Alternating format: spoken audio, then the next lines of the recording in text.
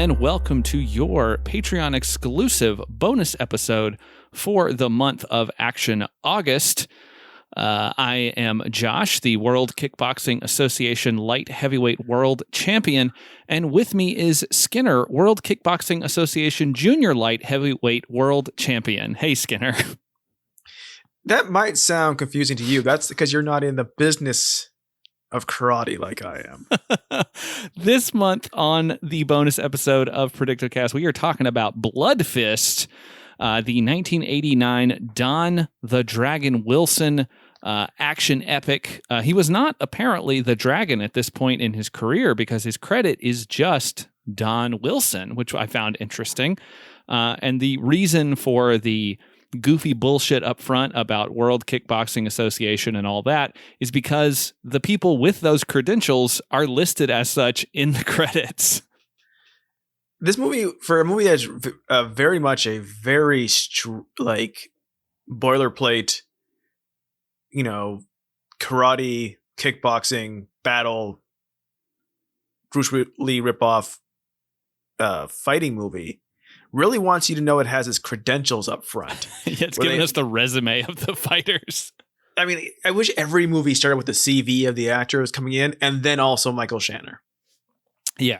So it does list out the first four names on screen are people with some sort of background in kickboxing or in karate. Billy Blanks is in this movie. He's listed as the Professional Karate League World Champion. And the actor Chris Aguilar, who plays sort of pseudo-villain Chen Wu, is listed as Southeast Asia Kickboxing Champion. So these first four names that we get on screen are given the their bona fides to let us know that these guys are serious. I love that the creator of Tai Bo is in this movie. Tai standing for kick and Bo being short for boxing. And if you weren't around like in 2007, you'd probably like, what the fuck's he talking about? Well, yeah, I think I think that is where at least our generation maybe knows Billy Blanks best from, like seeing him on the Tai Bo commercials, but then like branching back and realizing, oh, he was in a lot of like action movies, which is fun. Like he's good in this. He doesn't get much to do, but he's good in it. And there is a movie called Tough and Deadly, and that is with an N. Like a little abbreviation, with him and Roddy Piper, and it's super fun. They have a very homoerotic workout scene together where they do pull-ups and then hug each other. The best movies always do. It's amazing. I can't imagine a wrestler being in a homoerotic scene. But speaking of like being in a lot of movies, we think of Don the Dragon Wilson as being in a million movies, in 7 Bloodfist movies. This is like his first or second credit. He is brand spanking new onto the movie scene at this point. I was wondering if that was the reason. I didn't go back and look at his filmography, but he's not in a ton of stuff before this. He's in some things, but they're mostly like small parts. They're not a lot of like named stuff, and it's not very big, and he's not at the forefront, I think, on a lot of the earlier roles. But yeah, this is one of his bigger ones, and I think like, I mean, I'll just come out and say it. I actually enjoyed it. I was pretty impressed with like the twist. They kind of got me. We'll talk about that as we get there. And also, this is a PM Entertainment movie, which I love these. I love this production company. I've already said it before, but like I need someone to do a Canon Electric Boogaloo style documentary on PM Entertainment. I like it too. It really, there's not a lot to it, but it's doing everything in a way that is very much like we're building a story. Yeah, for sure. Like they aren't just there to like, okay, we're just making a direct-to-video fighting movie and we only need X, X, X, X, and it doesn't matter what we're doing. We're just going through the motions. It really wants to like, because it doesn't get to the Bloodfist tournament until 45 minutes in. It assumes you actually care about Don Wilson's character. And here's the thing, like, I don't think in this movie the karate looks good. 9% of the time. Don in particular hasn't figured out how to get anywhere close to anyone's fucking face. He's just showing a ton of air between everything and looks pretty bad compared to what you'll see from him later or how they shot it later. And he doesn't have his chops yet as far as like really being a movie star. Oh, he is not a very good actor in this. He's very stiff. He's very stiff. But the thing is, and this is why there's so many Don Wilson movies, is that he, for whatever reason, and it just plays out on screen, he's very likable. Yeah. And you don't really have that with a lot of these guys who'd make these movies where you're like, oh, I like Don Wilson. I want him to win the tournament. I want him to beat up the bad guy. And he just has that in fucking spades in most movies. And he has it like right away here. He's stiff. He has barely any, like his character has barely any depth, but like you want him to win. And he just like, oh, that guy looks like he's a decent guy. He beats the shit out of a bunch of kids the second he gets to Manila. And yet I still feel like this is a decent guy. And I don't even know why. It's just how he carries himself. And that's something you really can't teach. So, I mean, it has worked out. It worked out for him to great effect for like 1991 through 2000 and whenever. Yeah. No, I agree. Like it does feel very much like the movies that were coming out in this era. Like the guy goes to a place to avenge someone or to figure out what's going on and gets involved in a fight tournament and has to, beat the bad guy. Like it feels very much like Bloodsport, like Kickboxer, like a lot of other Jean-Claude Van Damme movies that were coming out in this era. But there's a bit more attention paid to the story in a way. Like you can kind of see where it's going and you can see the twist coming about midway through the movie, but I still think that they at least were thinking about something, because we have watched a lot of, we've watched action movies in general, but we've also watched a few for this month, and I don't know if the other two films that we watched had as much thought put into their stories as Bloodfist does. Like, I mean, if we think back to Firepower, I mean, they set up this elaborate world of, there's a fake AIDS vaccine and all this other crazy shit that's going on. And then that just doesn't even mean anything by the end of the movie. It's like not important. And this movie, Bloodfist, they set up a potential kill in the first 5 minutes of the movie that they pay off at the end of the film. I know. So like we have had a lot of things that are Chekhov's weird things in this. Yeah, in this show. Chekhov's fence post in this movie. This movie is our first Chekhov's fence post, and like I was so excited because like when it happens in the start, when this guy almost gets his neck shoved into this fence post, and then appears just to get punched out. I'm like, man, you were ready to stab this guy's throat through a fence post. And then you were just cool with letting him just be knocked down the street. Turns out he was dead. I had fucking no clue. But then I was like, man, you guys you suggested a fence post death and then didn't use it. That's ballsy. Oh, the movie's like, Skinner, I got you. Don't worry, my friend. It's this weird thing of like in action movies, you will set those things up right before they happen. So it's like, oh, this fence got broke, and so of course the bad guy's going to fall onto that fence and he's going to die. It's like the video game thing where like, oh, you're about to fight a helicopter, so you found a rocket launcher. Yeah, and it's like, okay, I get it. That's where it's going. But for them to set it up at the beginning and not give that to you right away and not go, oh, somebody's going to get impaled on that, and it doesn't happen, and then they pay it off at the end, I was like, that's brilliant movie. Good job for at least putting some thought into that. Yeah, it was very They're edging nice. us onto this fence post. Fence post. Because the fence post, that is a good, like, this is a movie that doesn't have a lot of over-the-top deaths. Like, it isn't that kind of movie. No. And like, I'll say this a lot through the whole thing. It's not that kind of movie. But, like, so for to have that kind of death, it does deserve to be the final death. That is what it should be. Yeah. Once we figure out what this movie is, that it's not these big, crazy, like, no one's head's cut off like the swordsman. No one's thrown a million stories off a building.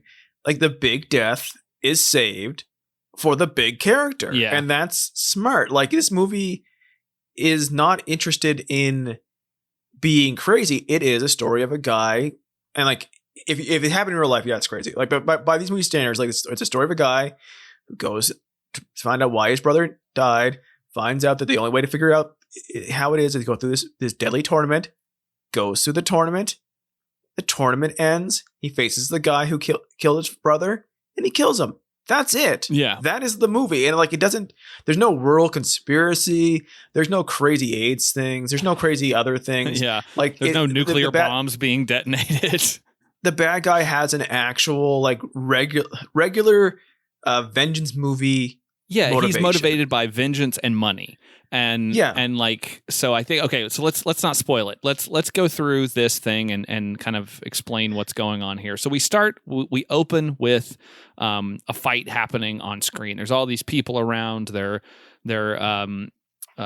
screaming as these two men are fighting.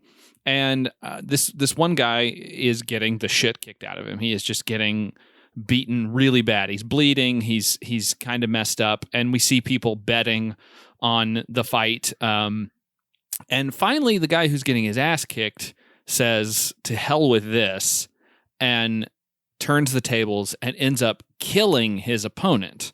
Like, the guy is dead. They drape a cloth over him. He is kaput. I love that in this movie consistently, like, so in a lot of these movies, especially Steven Seagal movies, like if someone's going to die, you had to do the whole neck snap thing, or like really show that they were killed by their neck being broken or something, or being impaled. But in this movie, they get fucking punched to death. Like the final punch hits them, they hit the ground and they're dead. Yeah. And that took me a second to really come to grips with, because the visual language of it was different than I'm used to. Yeah, I mean, Chin Woo does do the kind of overly elaborate kills, but yeah, it seems like you can just die in a normal way, which is being punched a lot of times and bleeding out. Yes. But yeah, he kills this guy, and we see him wandering around in the night after his win, and he is drunk. And he's kind of staggering about, and I do love that he's walking around this, like, it looks like a post-apocalyptic crumbling city. Yeah, he ends up in this alleyway that looks like it's been it looks like Outworld in Mortal Kombat. It does. I'm like, what is he doing in Outworld? Like, I saw computers, which, by the way, the set dressing of this battle tournament is pretty awesome. It's very like ancient battle tournament. Like nothing's changed since. With the blind guy randomly selecting the little cards out of the thing. And yeah, here's this bank of computers. Yeah, that are taking the bets. I love the blind guy. We'll talk about him, but I love there's a moment where he drops one of the things. And they leave it in, and he's like fumbling around trying to find it. And it's like, I thought what they were setting up was like, oh, it's faked. Like he's going to grab a different one, and hold it up. But no, that's not what happened. It's just a blind guy who dropped a card, and he has to like feel around to find it. And I was like, why did you keep that in the movie? It's just realism, my friend. But this guy's drunk and he's staggering around, and he ends up getting attacked by a guy who is in a similar red gi to the opponent that he fought.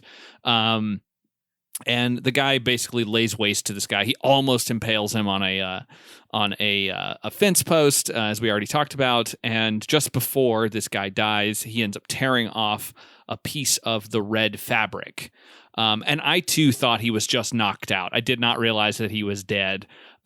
We do see an old man come up at that point and steal all of his money, all of his winnings, and his hat, and then run away.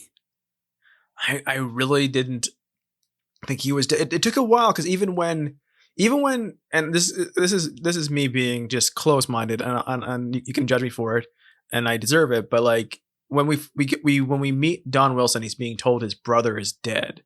I didn't assume this character was dead. B, didn't assume this character was his brother, because he's a white guy. Yeah. And so I thought maybe this guy killed Don's brother. Don's brother it's a little confusing at first, until he did a little thoughtful walk around and had memories of his brother dying that he never saw. I was like, oh, Oh, for sure. When he's doing his like fucking Will Graham and Hannibal thing where he's at the crime scene, getting flashes of what happened. Yes, he totally did that, which was, you know, it was part of Kwong's design, honestly. Yes. Spoiler alert. So they finally introduce us to Don the Dragon Wilson. He's playing Jake. He's being Don the teacher Wilson. Yes. Right now. Well, he is part of Hal and Jake's boxing gym. It's these two buddies who went into business together. One of whom is proven to not be a very good businessman midway through the movie. But they have this sort of fake out here where Hal is over Jake's shoulder. They're in the corner of the ring and he's saying, you know, you got to go out there and you got to do this.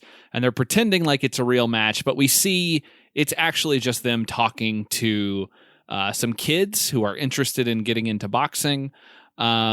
And honestly, knowing what we know about Hal throughout the rest of the movie, I wonder if he just like wrangled these kids off the street. They were skateboarding in front of the store and he's like, come in here and look at this guy punch this bag. Yeah, I wonder if like, because, you know, there is a market for teaching kids, you know, boxing. And I mean, like that's the thing I didn't know at first either, is that at the start of this movie, Don Wilson is just supposed to be a straight up boxer. Yes, that's the weird thing, is that like he was a boxer, he stopped doing it, and now he's a trainer for like the youth at this little gym that he has. Right, and but he is not a kickboxer. No, he knows nothing about it. He knows nothing about the idea of kicking.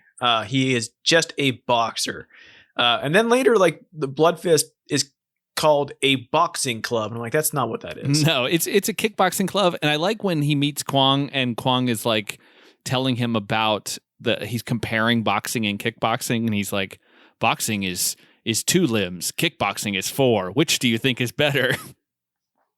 And it reminded me entirely. Have you ever seen The Stupids with Tom Arnold? Yeah, I have. Well, it reminds me of when he's trying to chase down the bad guys and he is looking for a mode of conveyance and he sees a bike on the wall and he says 2 wheels. He sees his car, he says 4 wheels, and then he sees his rollerblades and he goes 8 wheels, much better. And then he chases the guys on rollerblades. Makes sense.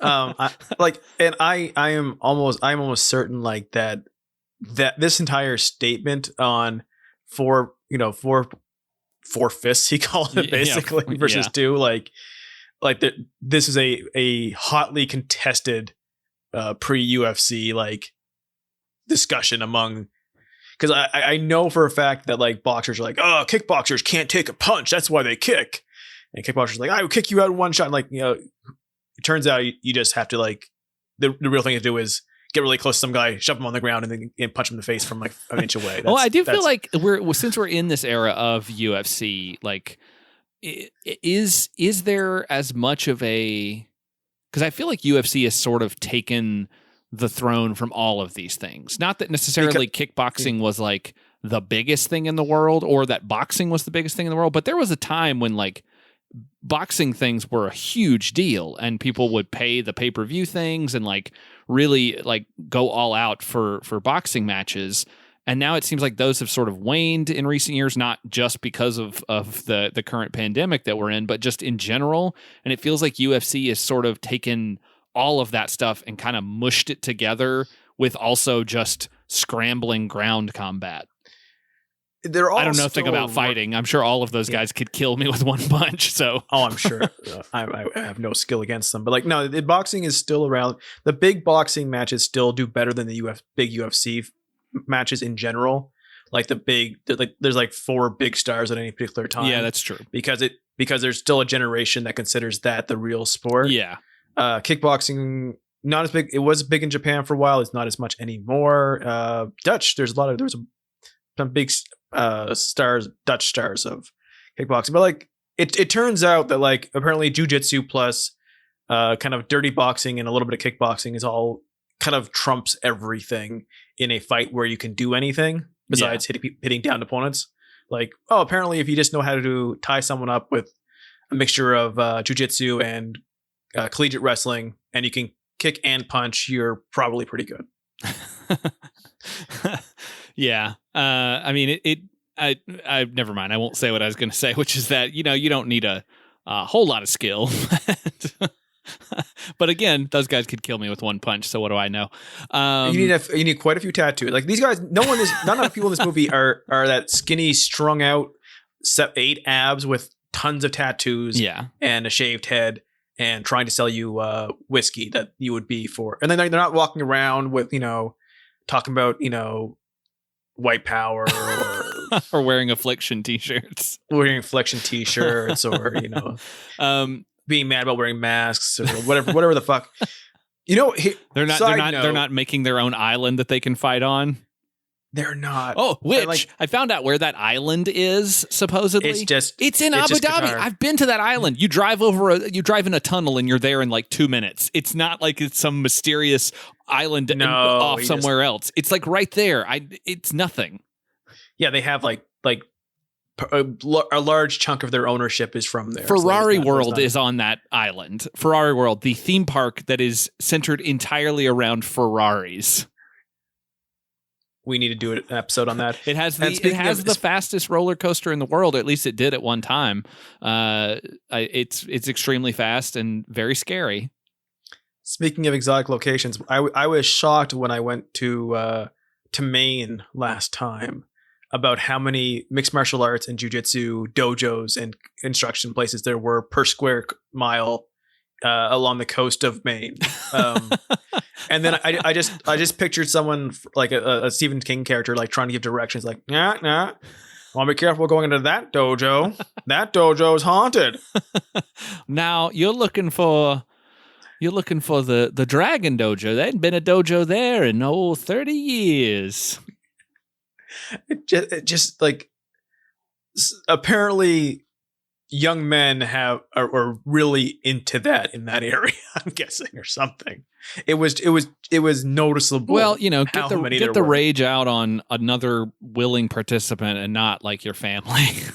Yes. So. Or in this case, in Don Wilson's case, a punching bag that his buddy exploded, so he looked like he punched harder. Yes, that's weird. So he's punching this little bobbing bag, and at one point Hal hits a little button that causes it to explode to make it look like it's something more impressive. And all the kids are, of course, amazed by this because they're idiots, and they all crowd around while he tells them, he talks to them, answers some questions. One of the kid has a sweet little rat tail that is taking up my whole POV. It was just zoomed in on that rat tail. And he talks about a scar that he has. He says that it's a scar from a surgery where he gave a kidney to his brother, because I guess his brother he needed a kidney, and you can't be a fighter with only one kidney. Is that right? I mean, does he use that later as a reason? So why is he so good at it?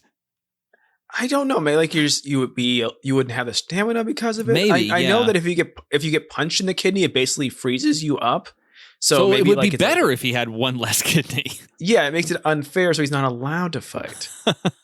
But he says that, and the kids are like, "Oh, is that really how it happened?" He goes, "Well, I'll tell you the real story. So there was like 10 guys, and they all had knives, and they all stabbed me right here at the same time."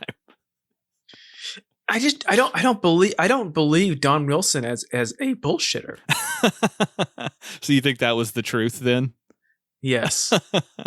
So he gets a call from the police in Manila, and they tell him that his brother has been found, and they need him to come and claim the body. And so Hal, his partner, is there. His partner has this weird idea. He's like, or this weird reaction to hearing about Manila. He's like, "Oh, Manila. I've spent some good times there." It sets up the plot because Hal eventually becomes the plot. Oh, yes. And B, it makes him look like a sex tourist. Well, almost certainly that is true. Let me look at Hal. He looks like fucking Alan Moore, who quit writing comics and opened a boxing gym. I would say like that I'm being mean, but at the same time, our two main characters are kind of sex tourists. A little You know bit. what I mean? A little bit. Like they get there and they're both there and they're both kind of doing scuzzy shit, honestly. Yeah, a little bit. Are you talking about Baby?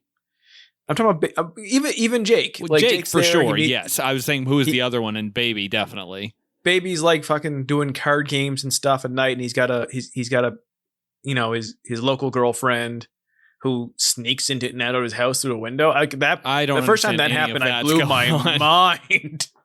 So and yeah, Nancy works at a strip club for reasons. Yeah. So he gets on an airplane to head to Manila, and this is the only airplane that I've ever seen that has wallpaper in it. I mean, you are an expert on wallpaper. I work at a company that designs and produces wallpaper and various other, printed goods, but that's how we got our start.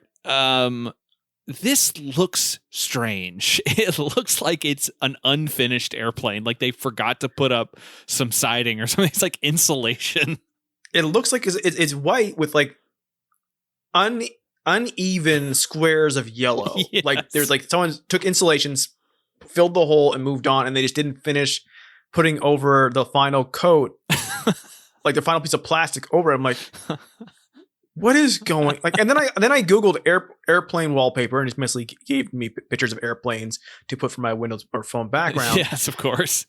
And then like I'm just trying to Google like 80s airplanes with wallpaper. Like nothing comes up. Nothing. Yeah. What is this? It's so weird, and it looks like as it gets closer, it looks. I couldn't tell what it was. It sort of looks like a combination of like fish and seashells and also butterflies, like weird artistic interpretations, but with like weird blobs of color, like weird blobs of yellow in the background. So it's not like perfectly colored in or anything. It's very artistic, but it just looks like buttered toast to me. Would this make you calmer on an airplane? I would just be perplexed by it the entire flight. Like, what was the choice behind this? I would be like wanting to ask somebody, but like also at the same time being like, maybe I'm the only one who never noticed that airplanes have wallpaper, and somehow in my memory they're all just gray nothings. Because like, like at this, even compared to the 80s without airplanes that aren't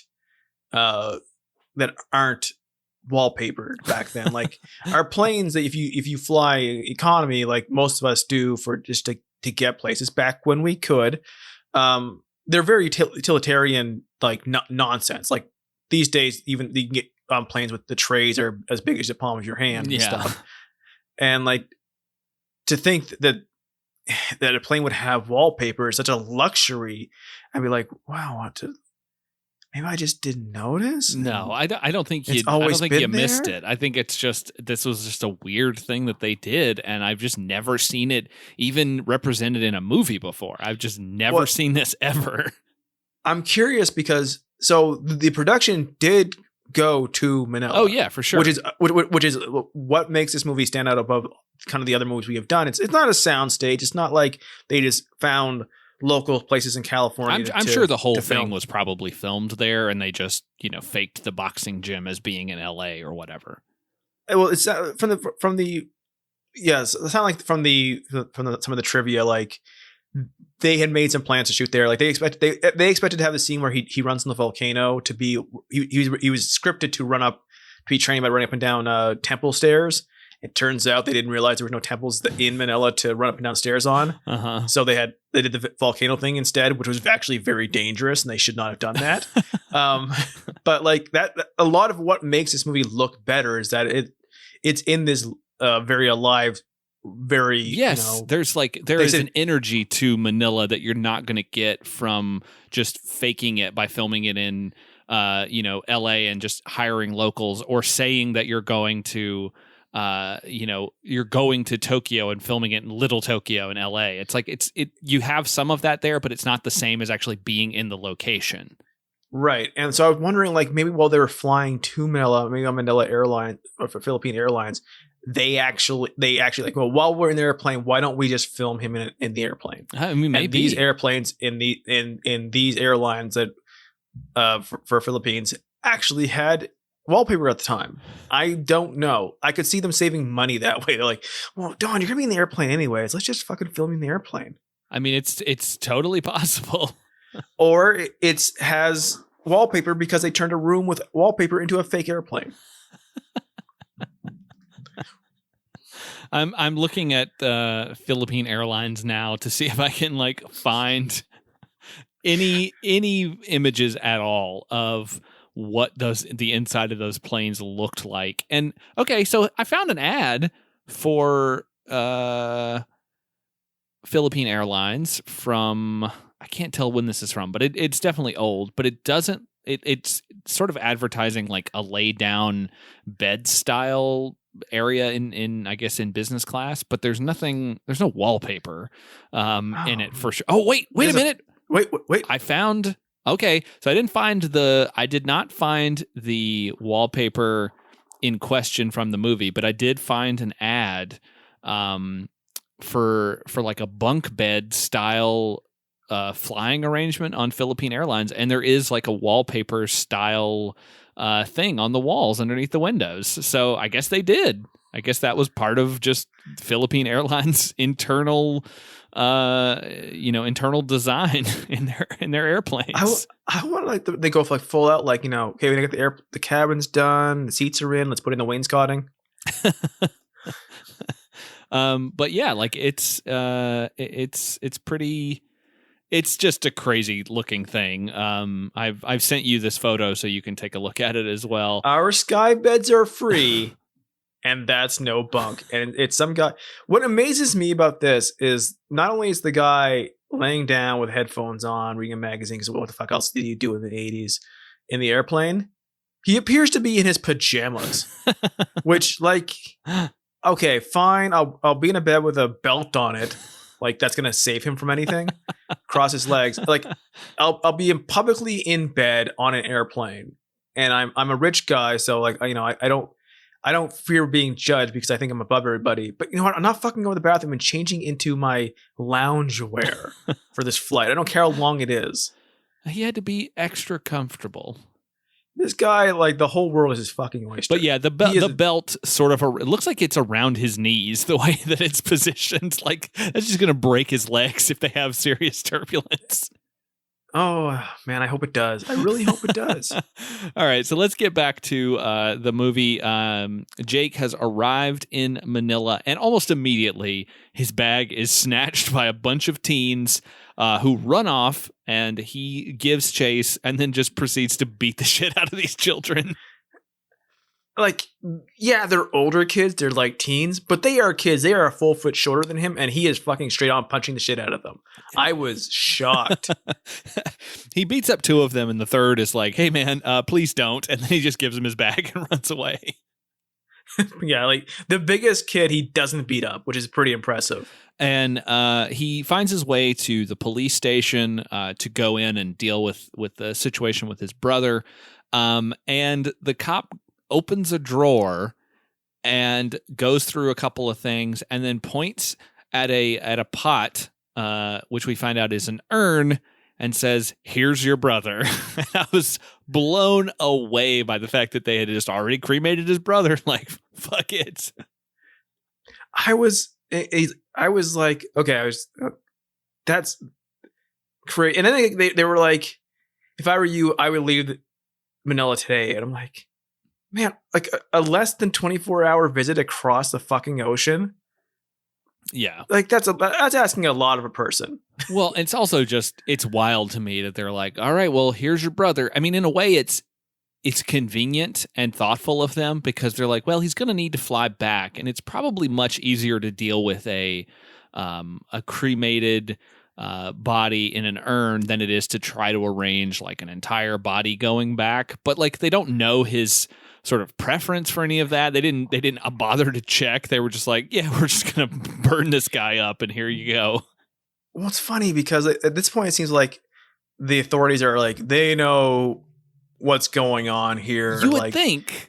But they're not. That's not part of the story, like at all. Like that. Like the authorities are behind the Bloodfist tournament, and they're in on like this guy was caught. Like they just found him in the street. They like literally they would know who killed him, So like his suggestion of like, you better get out of here right away. Like in retrospect, like why did you say that? Yeah, it's weird. It's not like it's like he's worried about a threat or whatever, but it's like, but why? You don't know who did this, so.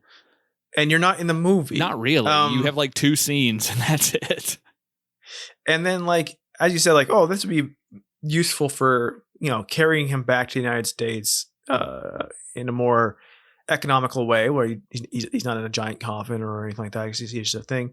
Don't worry. He just pours his homie out for his homies. Literally 2 minutes later, he pours his brother's ashes out of the thing. It seems like into the ocean, but I'm not even that sure. He does it very quickly, like, fuck.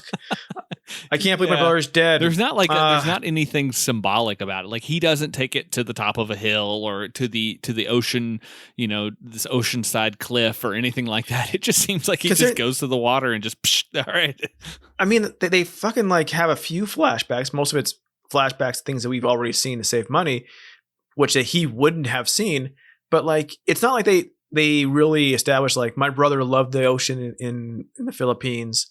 This is what important to him. Like, no, your brother was there because he lost a kidney and he could only fight in underground tournaments. He's not like there was nothing to say like where he would want to end. He would want a sea burial, like you think like it's just like, you know what? He is the inciting incident, but Michael is not important to this movie. So let's get his ashes. Let's just pour his ashes out so we don't have to play like where is the urn at any particular time for the rest of the movie because it's not important. Yeah, it's easy just to get rid of it and get it out of the way. So while he was looking through his brother's belongings, I almost said looking through his brother's remains, but through his brother's belongings, he finds that strip of red cloth that his brother pulled off of the gi that his killer was wearing. Speaking of wearing, Jake is wearing a pretty great Hard Rock Cafe Los Angeles shirt during. That's why no one can beat him for such a long time during his first visit to Manila. He's hard as a rock. And I just think that's funny because it's like, this is our hero and we're trying to establish him as like a cool dude. And at that time, wearing a Hard Rock Cafe shirt meant you were a cool dude. Now it means you love irony. I was like, man, it'd be great to get in a Hard Rock Cafe LA shirt.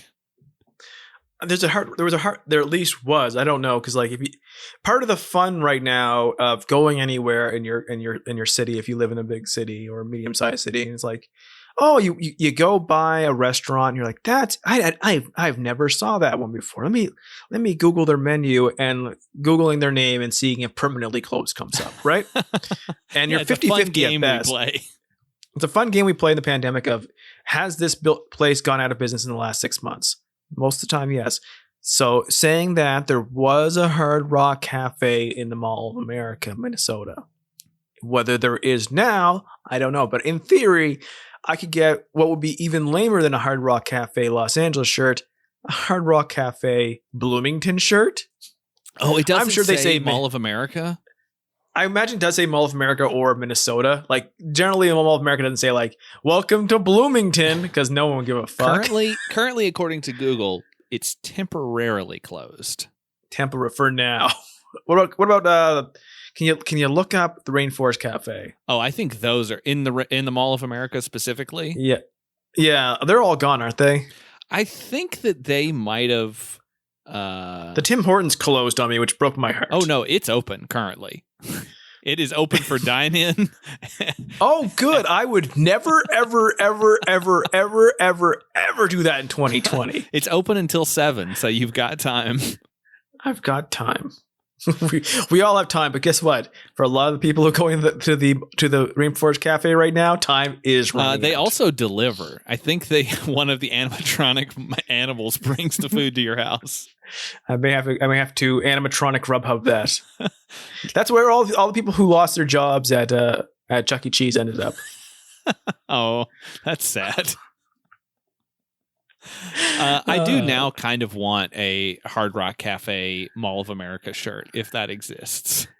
Well, I'm sure they'll be selling them off on eBay soon enough. Like there's moments in my life where I feel like I would love to get I would love to get into doing more ironic T-shirts, but now I also feel like I'm too old for that. I have to just not do that ever again.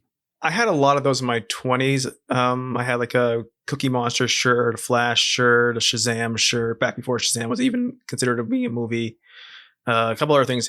Wouldn't do it now, but unless they were comfortable, I would do that.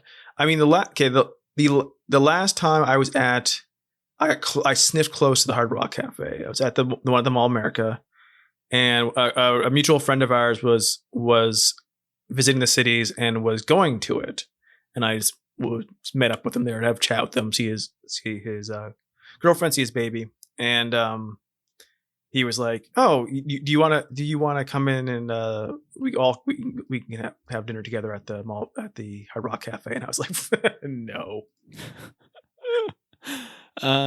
Dick's Last Resort is also still open at the Mall of America. What about Bubblegum Shrimps? Let's just pad this all out. Yeah, Bubblegump is also open for dine-in. So specifically, the Hard Rock Cafe is struggling more. They are in the whole area that the Nickelodeon Universe theme park is in. I'm not sure that is. Yeah, that's open. Fuck. What? All right, let's get back to the movie. We've delayed enough, but yes, he goes to the crime scene and gets these weird flashes, as we already mentioned, where we see his brother die. And he sees some guys in red uniforms that look similar to the strip of red cloth that he saw. It had some some writing, some characters on it, and so they have uniforms that look similar. He follows them to a dojo of sorts, and they won't let him in, so he ends up climbing the wall to get a better look at what's going on. And he sees some fighting training going on. He sees some guys in a bunch of guys in the red uniforms kind of standing around. And then we get this action sequence where some guys spot him on top of the wall, and they climb up on top of the wall and then just start swinging sticks at him and trying to knock him off the wall. It's so funny because it's like, it made me want to Don the Dragon Wilson, where he was Don the Dumpity Wilson. If he falls off, who will put him back together? And baby will. And they Nancy will. They swing their sticks. He's able to dive off and hang onto the side, so they of course hit each other with the sticks and knock each other off the wall. And then more guys with sticks show up and they chase him, and he runs, and they're on this, I mean, and the wall is not very wide. It's basically wide enough for one person to walk on it. And they would have to walk 1 foot in front of the other. And he leaps off of the wall onto a passing bus that does not stop or even slow down. It just keeps driving with this guy plastered across the hood of the bus while the guys stand on the roof swinging their sticks.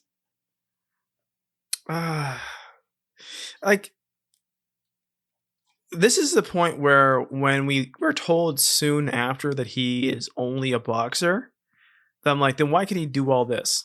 Yeah, he's very formidable immediately. Like, he has to, like, literally, this guy, he just beats up a bunch of guys here. He beat up the shit out of some kids when he got there. Like, all he's done is shown, like, incredible competency in fighting.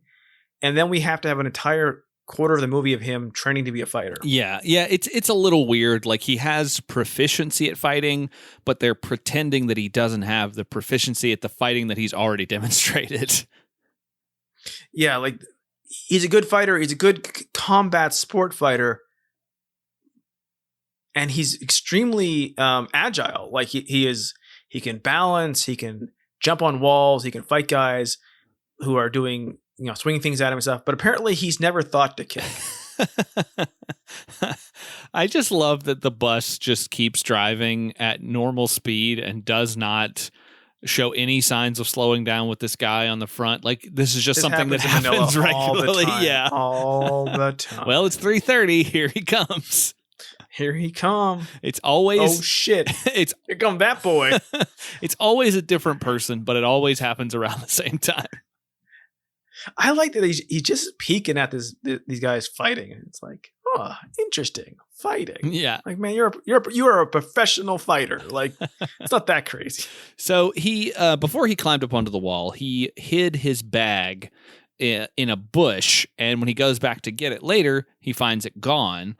But there is a guy there who is drawing near the water, who tells him that he took his bag and to keep it safe and to come with him. So he takes him to this bar. He gives him back his bag, and the guy starts explaining what he saw, which was this club is the Red Fist Club. Is that right? Yes, the boxing club. It's not. Yes. So it's this club where gambling is illegal, but they formed the really rich folks formed their own like private fighting institution where they could gamble.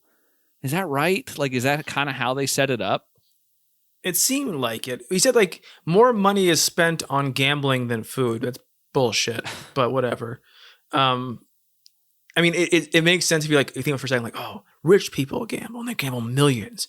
Oh, each of our meals are only $10, like, except for like everyone on the fucking planet eats, and food costs too much. And like, yeah, don't worry about it. We were spending more on food, but yeah, like he makes it seem like it's this weird shady thing when it seemed like a little bit too much to talk about, like why this very professional looking tournament that has uniforms is actually under that, and computer banks and everything is actually like top secret. Yeah, it's a weird thing of like this top secret thing that seems to have these weird like ancient like influences on it, with the guy picking the names out, and like it's done in this very weird sort of way, and yet it's a big deal with like a ref who starts the fight, except that once the fight is started, you can kill the other opponents and no one will stop you. So it's this weird. But you have to wait until the ref starts it. There's rules. Yeah, it's a weird mix of having rules but also no holds barred kind of thing. I mean, it's very WWE. Like, yeah, for sure. Like you have a manager outside in a no disqualification match, and he'll just not like if anything goes, like fucking Angela's got it right, run with a gun. So they go to this bar, and they're nearby. There is a table with a bunch of people all together, and they're kind of they're sort of gambling and drinking. And one of the guys is trying to hit on the waitress, and another guy stands up for her and tells him to knock it off. And this guy who is standing up for the waitress, his name is Baby. He's one of our other main characters. Is Baby his nickname? No, it's his real name, because his parents fought all the time and they couldn't decide what to call him. You said it in such a very regular way of saying that. Well, I'm not a consistent drunk like Baby is. It is okay. Can we talk about Baby here? We will. Let's get through how we are introduced to him, and then we'll talk all about this guy, because this is when after that we go back to his plays Meet a Sister, and then everything starts getting going.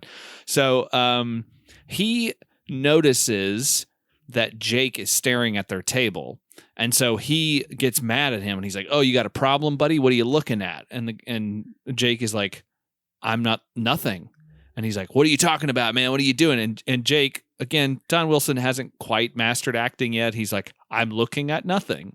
And like really to really hit this up. So it's Jake, Don Wilson acting very stiltedly, and is supposed to be very confused, but he's also looks kind of lost as an actor. Well, Baby here, who Baby. So Michael Shaner is acting like somebody who has done an incredible amount of cocaine.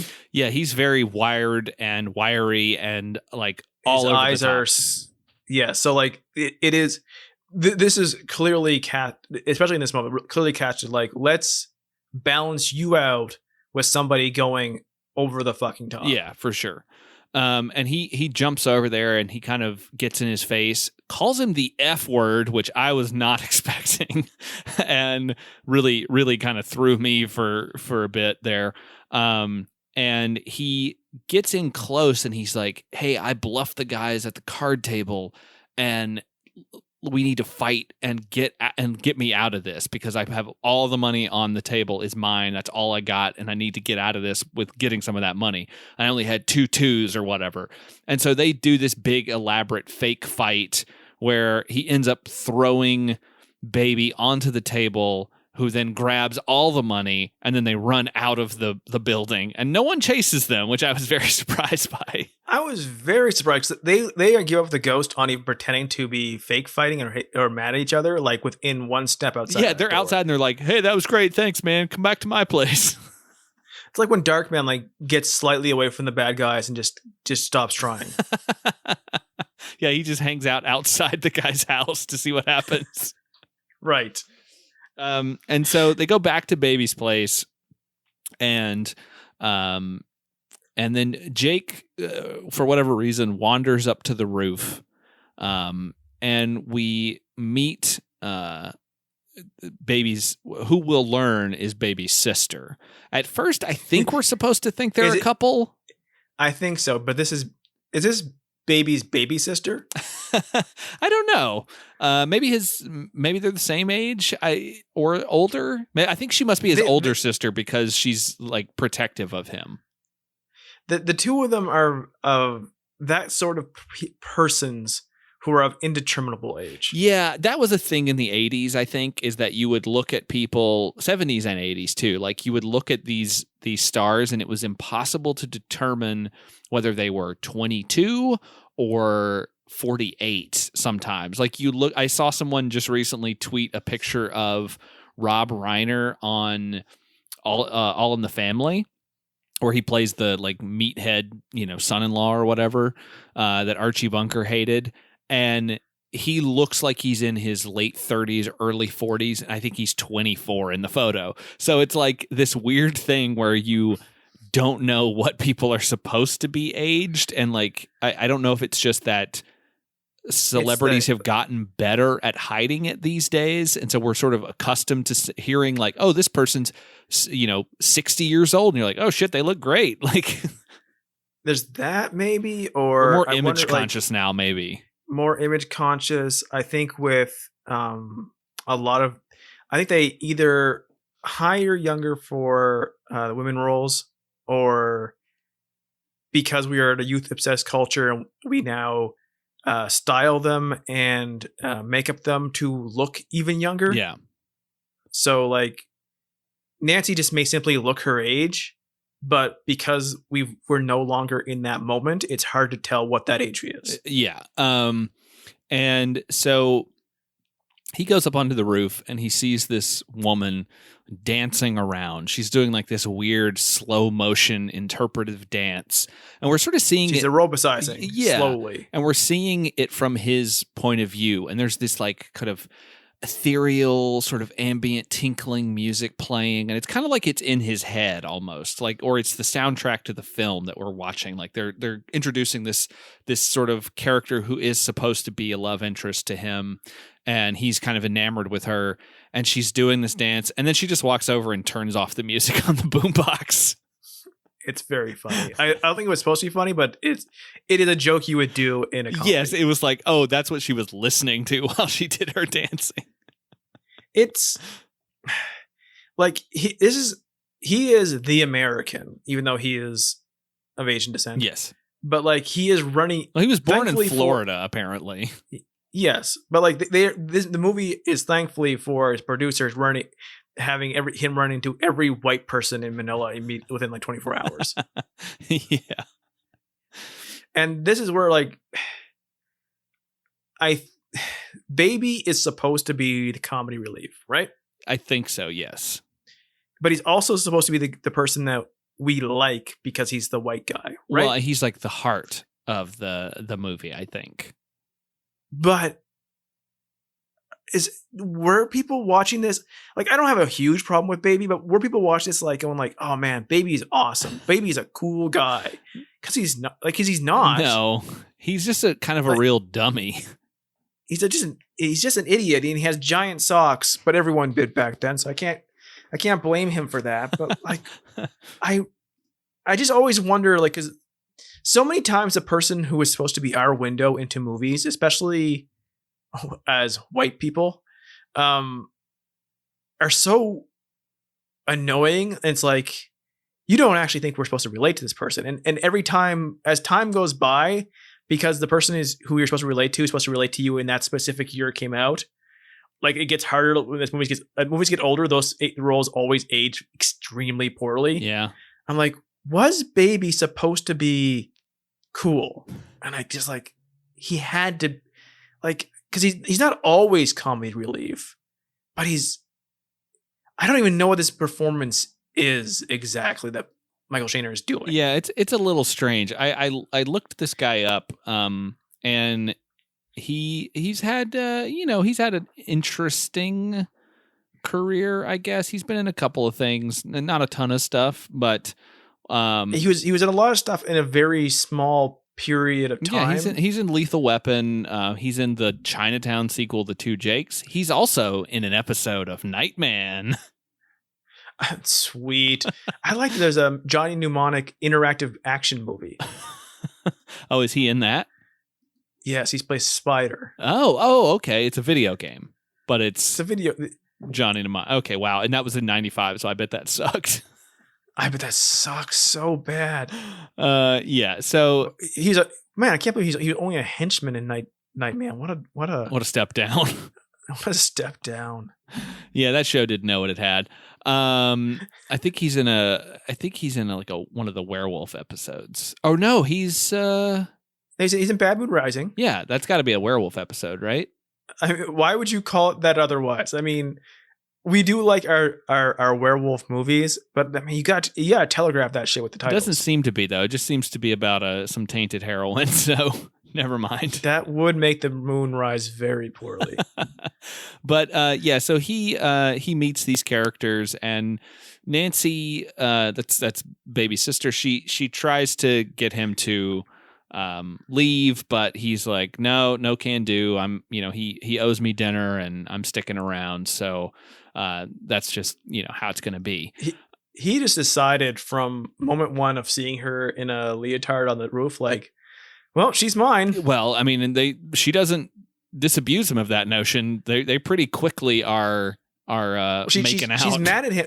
She's mad at him at first for like literally like 5 seconds of tsundere, and then she just moves right into their making out. Yeah, it's something. But so we have Kwong telling Jake that he has to compete in the fighting competition, which is the Ta Chang, I think that's what they call it, to get close to the potential killer, because they believe that the killer is involved in the tournament because of the fabric. Kwong trained Jake's brother Mike to be in the tournament, and so he believes that that's what happened, is that he had a match and then someone retaliated and killed him, and that's probably what the that's probably where the killer is. So he has to get invited to be in the tournament. That is a fairly heady assumption. Yes, it is in a dangerous city, and there is a reason for that. He could have like had that from in the tournament, had that piece of cloth on him from the tournament, and just had simply gotten mugged. Yes, that is also totally possible. But I think the cop does tell him that he found the fabric in his fist when they found the body. So the assumption is that he pulled it off the person who killed him.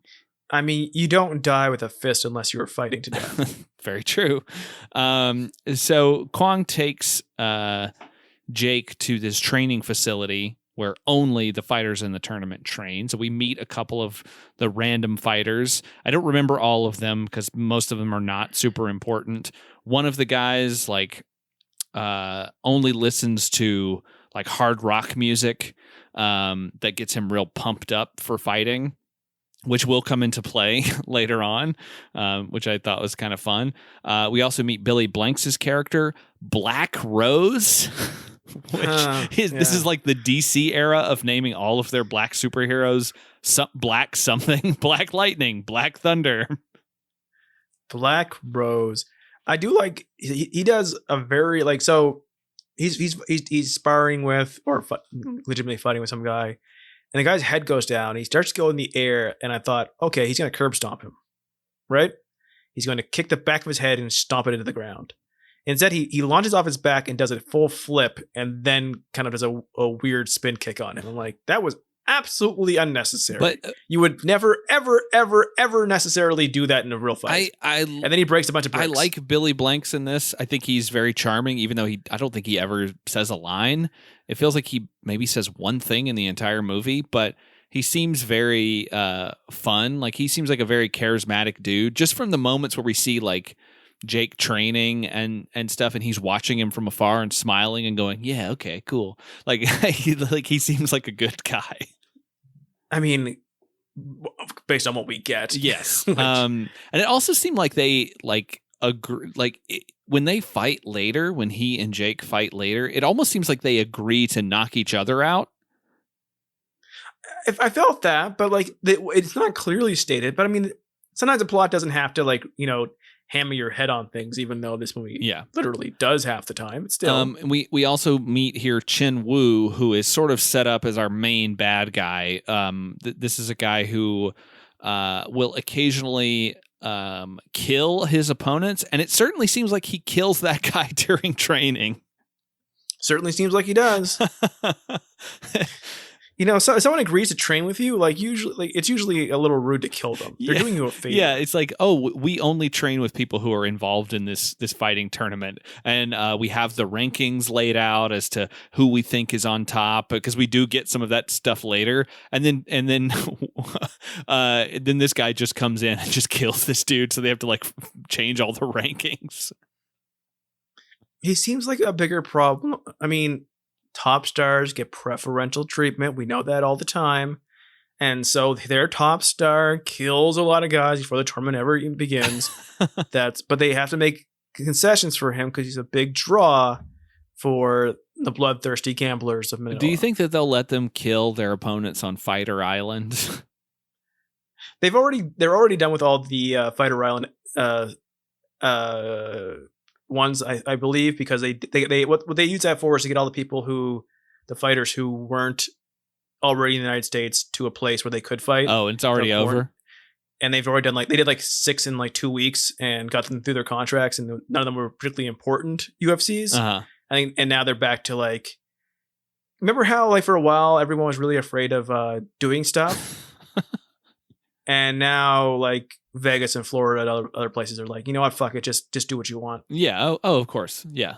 That is the way it goes. So they start to train finally. Most of his training involved him running up a hill, punching a bag full of goat shit, which I did not understand. That was a weird joke. I didn't get it. I don't know. I think the implication is that the bag that he's punching is full of goat shit, but it also might just be that he's standing in goat shit. I couldn't really tell, but I assumed it was the bag was full of goat shit. And then when the kids started throwing shit at him, I thought they were going to be literally throwing shit at him. Yeah, they're throwing eggs and things at him and fruit and stuff. He lifts some homemade weights, which was silly, these big blocks of wood with chains around them. I mean, Manila's a big city. There's stores. He could have bought weights. He certainly could have. There's a nice gym. Even this underground fighting thing is not they have uniforms. Yeah, it's a very professional thing. This isn't a post-apocalyptic battle in the rubble. It looks like a fucking regular tournament. Yeah, exactly. We get a scene here of, this is when Nancy and Jake kind of set up their relationship, where she shows him how to stretch his legs. She says that the legs have to work, the muscles have to work together, not pull away from each other. And she has him. She's talking about sex. Yes, basically, she has his leg up on this sort of stretch pole like you would use for like a dancer or whatever, and she feels his tense leg muscles, and then says, "Now feel mine." And she's wearing this like leopard print leotard, and of course he feels her legs, and then they start kissing and making out, and then Kwong walks in and they kind of run out into the hallway, and she seems about ready to pull him into another apartment to start having sex or something. But a guy walks by wearing his brother's hat. And so he immediately goes from sex boner to revenge boner and chases this guy down the street. This hat just keeps getting in his way. Yes. This guy in a blue hat is like a major character, sort of like a major ancillary character that they keep trying to track down, and who comes to a very sad end. I don't know, man. Like it just so reminded me of like Homer finding Bart's lucky hat on a box and thinking that it's Bart. His boy is a box. And so he runs out after this guy and catches up with him, and then Nancy shows up and helps him translate what the guy's saying. And the guy says, "Oh yeah, I saw what happened. I saw who killed your brother. It was the snake." He says that. He says it was the snake. And so that's our first clue as to this person we need to find. The cops show up and they kind of break up the thing, and the guy runs off with the hat again because he just loves this fucking hat. And he decides that he needs to figure out what's going on. But he also needs a sparring partner. So he starts fighting Baby on the roof, which is reminiscent of the other Don the Dragon Wilson movie we've covered. Lion Strike, I think was what it was called. It was like Ring of Fire 3 Lion Strike, which opens with him and another guy fighting on the rooftop of a building. And the guy kind of looks like Michael Shannon. I looked it up to see if it was the same guy, and it's actually a different guy, but I was like, oh, that's weird. I was wondering if they had brought him back as like a fun little nod. I wish it was. That would have made more sense than this guy who was like positioned as like, here's my good friend who I'm sparring with, and then he dies in the first few minutes. Yeah, and fun fact and about never referenced. And fun fact about Lion Strike and this movie, according to IMDb, Don Wilson considers Bloodfist, Lion Strike, and a movie called Redemption as his favorite movies that he's made. So we've covered 2 out of 3 of Don Wilson's favorite films that he's made. Well, we're going to cover all 3. I can spoiler alert. We are going to do that. I mean, a lot of the wood scenes in Lion Strike were very pleasant. I imagine he had a great time. Yeah, probably. Okay, I have a question. Yes. How long was Michael supposed to have been in Manila? Did he just visit there, or had Jake not seen him in years? I don't know, actually. I don't know what the setup for that is. I don't remember if they mention it or not. Because we are both brothers. We are not brothers with each other, but we both have brothers and thus are brothers, correct? Right? Yes. If something happened to your brother overseas, your brother has been overseas, my brother's been overseas, how well do you know his wardrobe? That if you haven't seen him in years or even months, and you saw someone wearing a blue baseball cap, that you would know that is specifically his baseball cap. There's no pictures of Michael wearing the hat. Well, I will say that when he pulls the hat off the guy's head, you can clearly see the name Mike written on the underside of the brim. Well, how good is his eyesight then? He wouldn't have seen it while the guy was wearing it, that's for sure. Oh my, before lids, did people just like buy one hat in their teens and wear it every day for like fucking 20 years? I think yes. I mean, I think that maybe Mike was like me in that I've never been much of a hat guy, but I started running outside a lot more, and in Southern California, it can get pretty warm and the sun can be, pretty bright. So I like to wear a hat when I run, just to, keep the hair out of my eyes and keep the sun out of my face. And I had one hat for a long time, and I've recently bought another hat. So if you, if I were to die mysteriously and you saw someone wearing the one hat that I had, you might know, oh, that's Josh's hat because he only has one hat. And no one else in Los Angeles would have that hat. Well, to be fair, I did have. It's an LA Dodgers hat, the one that I had for a long time. And no one would have those. But it's a very distinct LA Dodgers hat because I've had more than one person see me wearing it. Like I wore it to the grocery store when I didn't shower and I just needed to go get stuff in like early morning. I saw some people see it and go, "Oh, I've never seen a Dodgers hat like that before. It looks really cool." And it's very simple. The LA logo is very small. It might even be a bootleg hat for all I know. I bought it at the Santa Monica Boardwalk. So who knows? I was with my mom. We were visiting. I didn't have my hat with me. It was very hot outside. And so I bought one. And so maybe it's this weird like knockoff hat that nobody else has but me.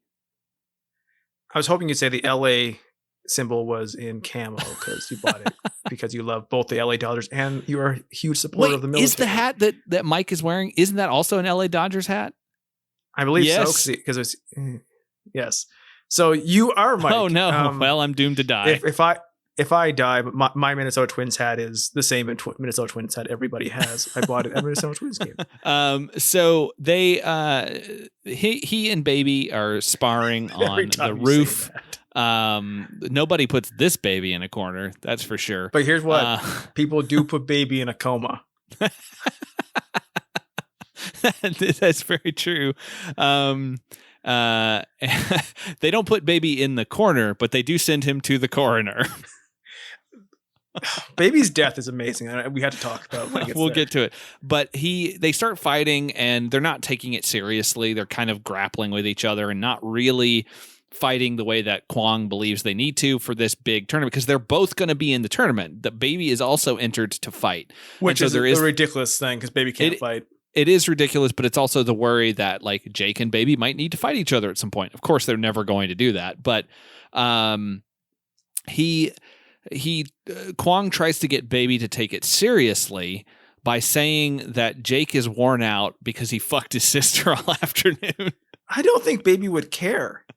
Well, Baby clearly doesn't care because later on when he wanders through the bedroom while they're about to start fucking, he's like, whoop, sorry guys, keep going. And then what the fuck? And then he goes makes out with his own girl because it got him horny.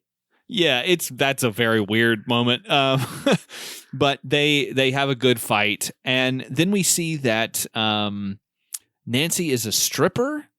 This is out of nowhere and unnecessary. It is unnecessary. You get some gratuitous nudity later with her, but like in this moment, it's like, why does she have to be an exotic dancer? Why is there even this scene? Because the scene is totally unnecessary. It means nothing to the it means nothing to the point of the movie. It's just there to have him gratuitous nudity and like give a vague notion that since the spoiler alert, these are the two surviving characters. That he can rescue her with his goodness.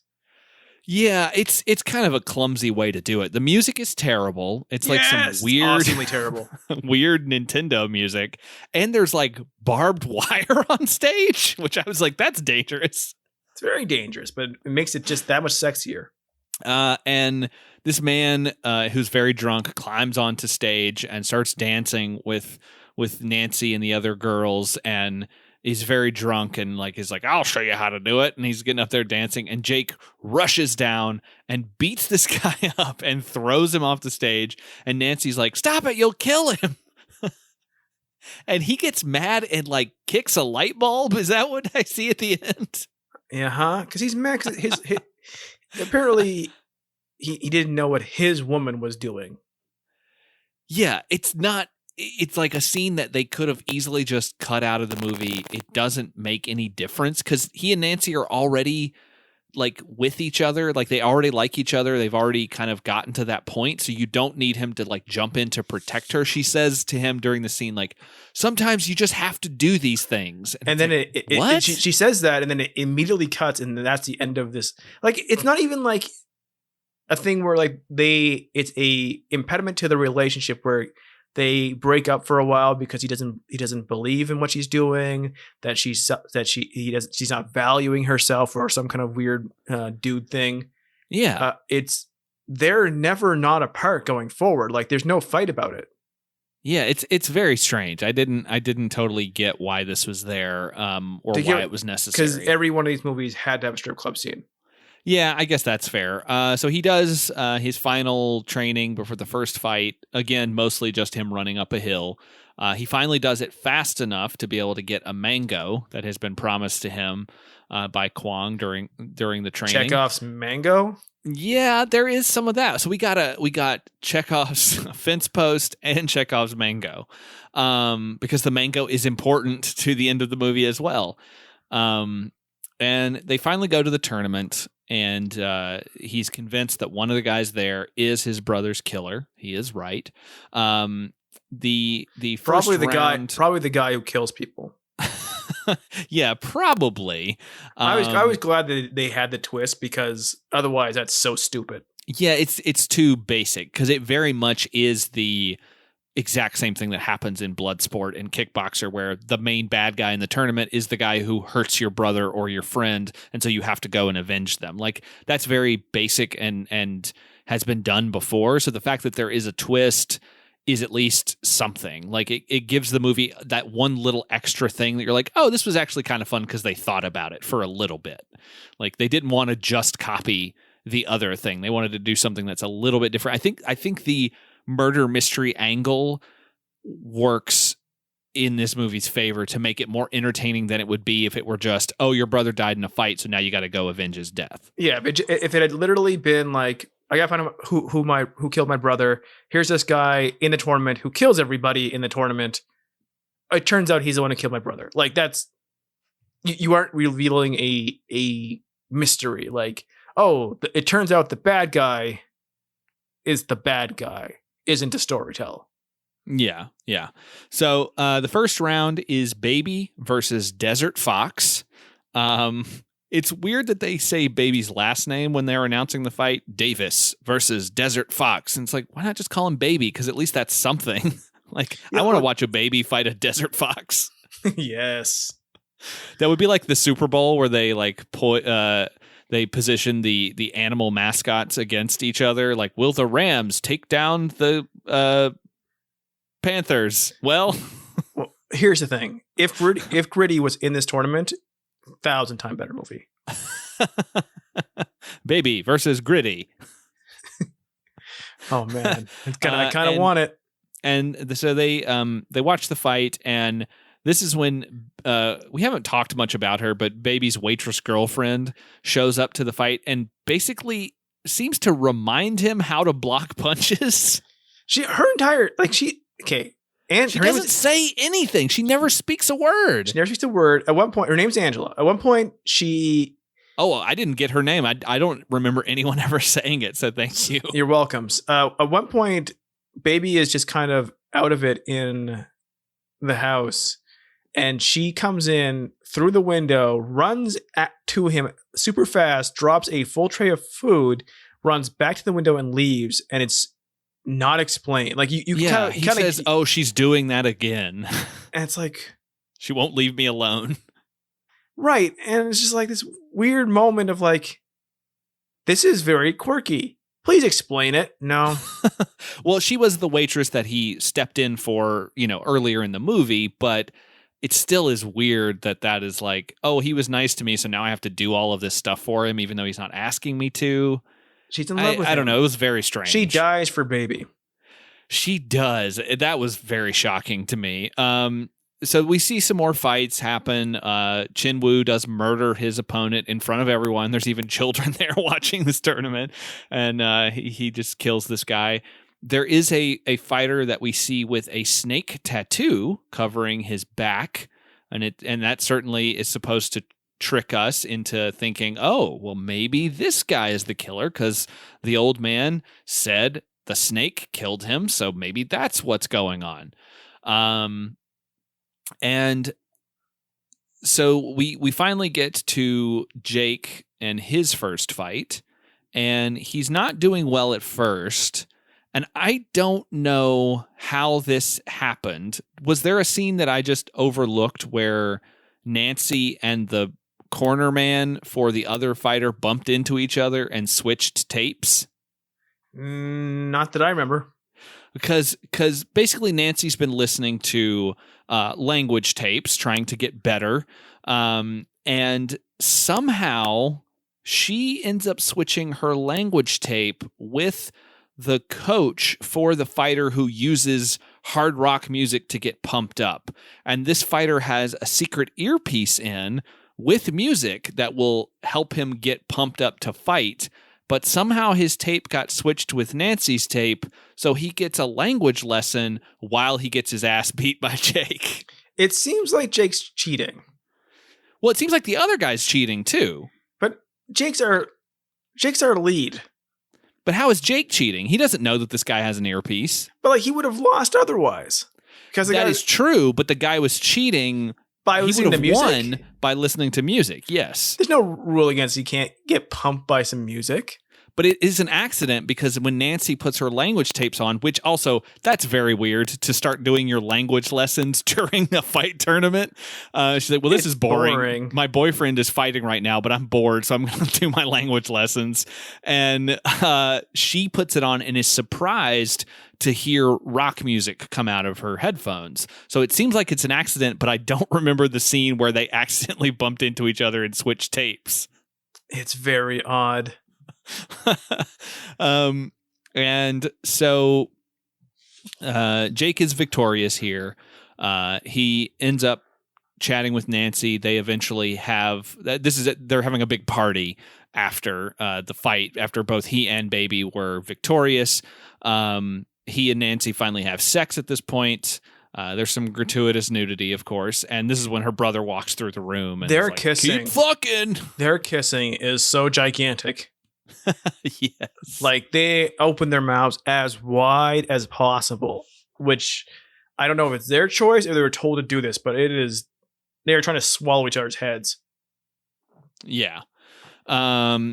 We see Billy Blanks fight a IT guy, I guess. This fucking nerd who has no business being in this fighting tournament.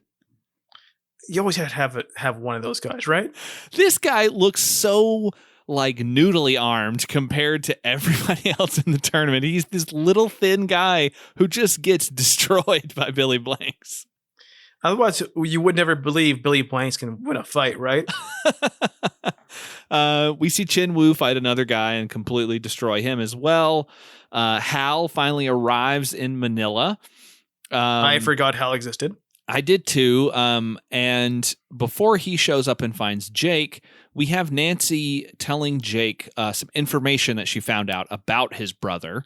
And that is that his brother wasn't super honorable. He actually only cared about money, and he would take a dive if necessary. So now it starts to call back to the opening scene, their opening fight, where Mike seemed to have second thoughts on throwing the match because he was getting his ass kicked and he didn't want to die. So he said, screw this, and he beat the guy and ended up killing him. And so it seems like maybe that's part of why he got killed, is because he went against someone who had bet some money against him, and there's a big issue there. Jake is not having this, though. He doesn't want to hear about the fact that his brother might not be as good as he thought he was.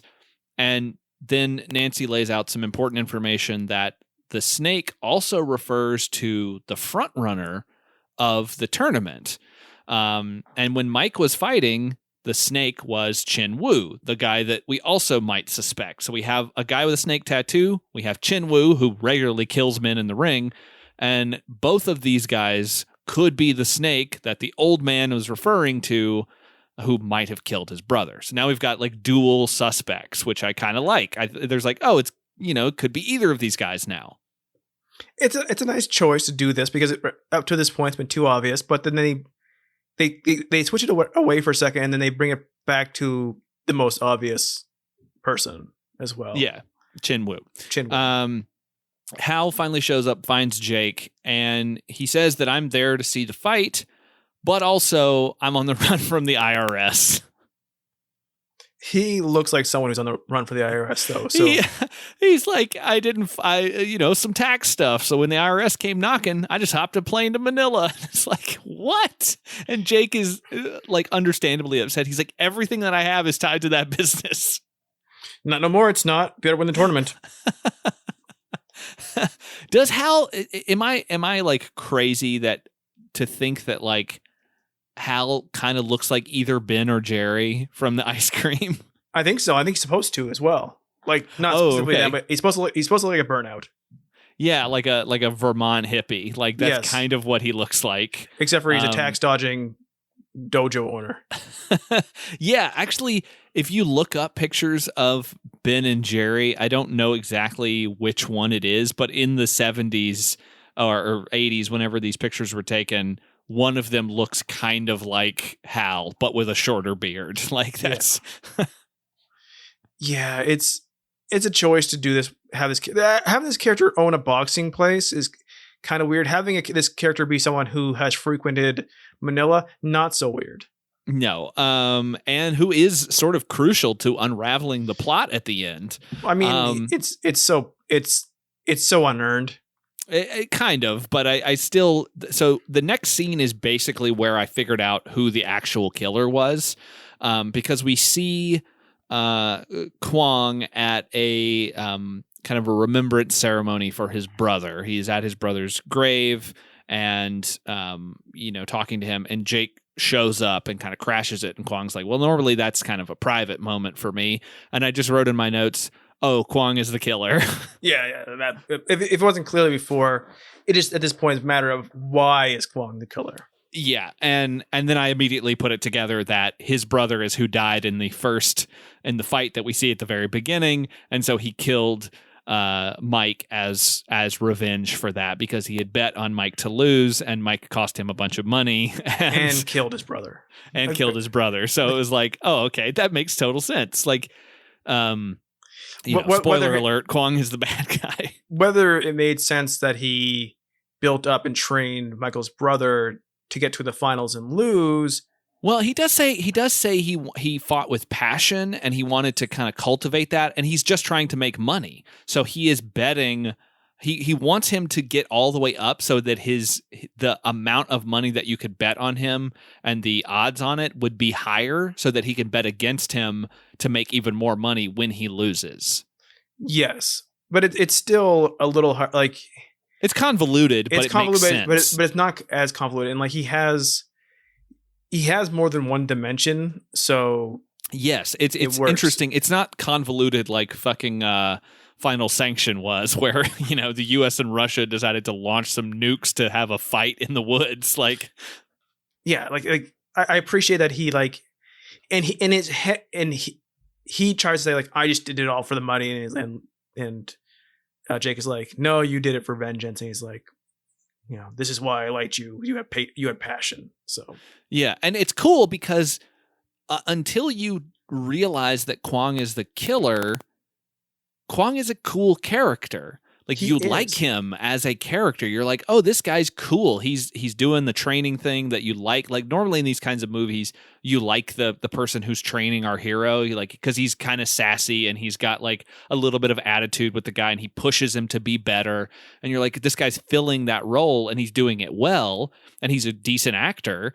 And then when you find out he's the villain, you're like, oh, this movie fucked with me because it made me like this guy, and then it made him the bad guy. Yeah, and it's like, that's cool. Good for you for doing that movie. And like, you did it. And that's how it should be done. It's just a lot of movies don't want that test audience to be mad that a character they liked is bad.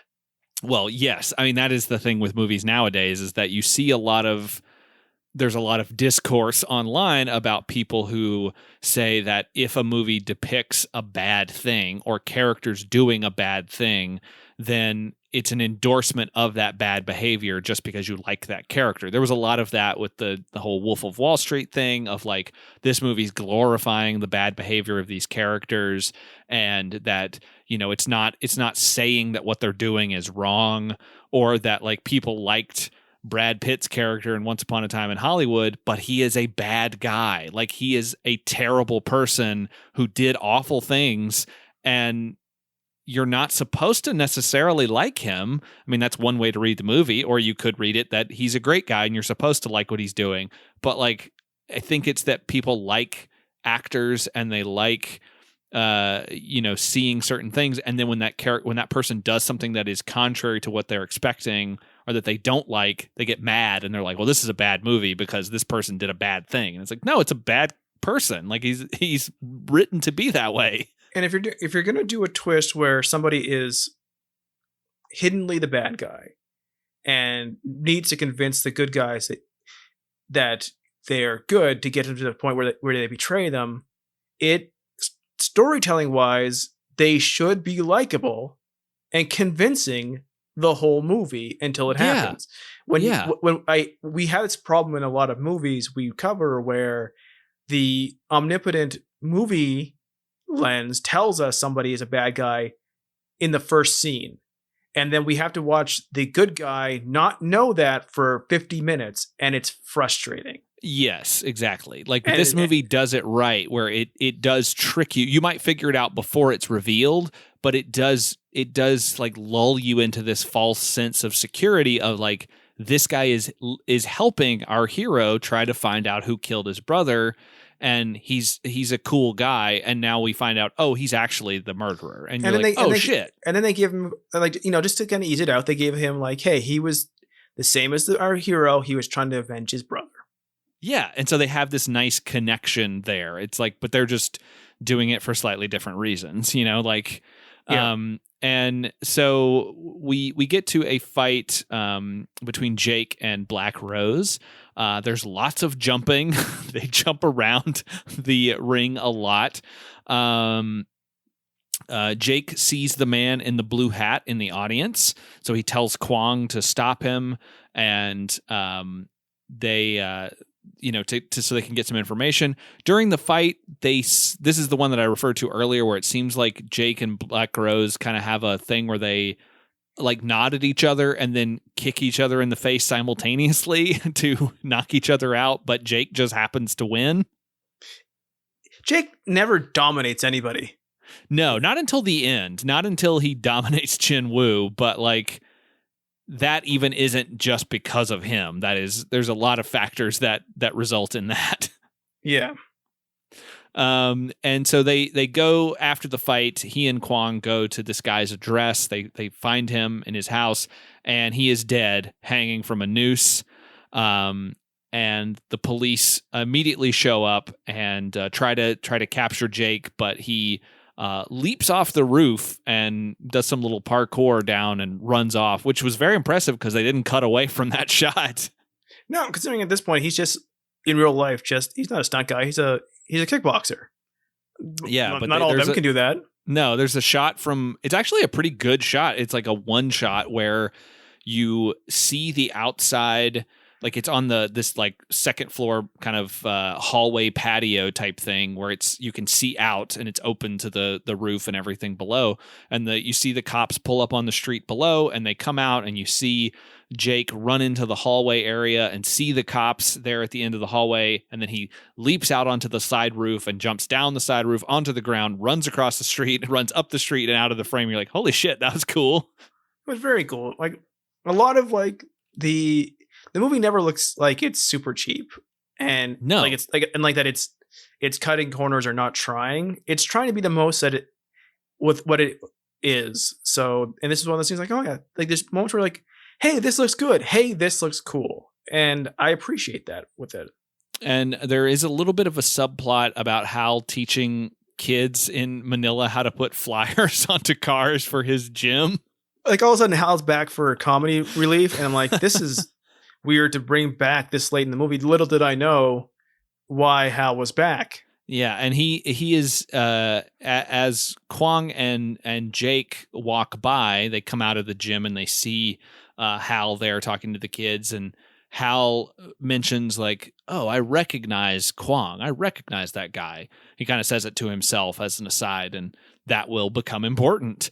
So like that even being said, the movie does a good job of setting up things that actually pay off. At the beginning of the movie, we have Hal going, "Oh, I spent some good times in Philippines." And then later on he shows up in the Philippines and goes, "Oh, I recognize that guy," and then it's important to the plot of the movie.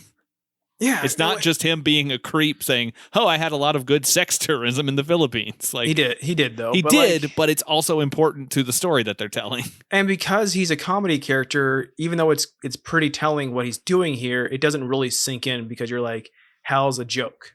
Yeah, exactly. Like we're introduced to him potentially knowing Kwong while he's also teaching kids how to put flyers on cars so that he can gin up support for a gym in the Philippines.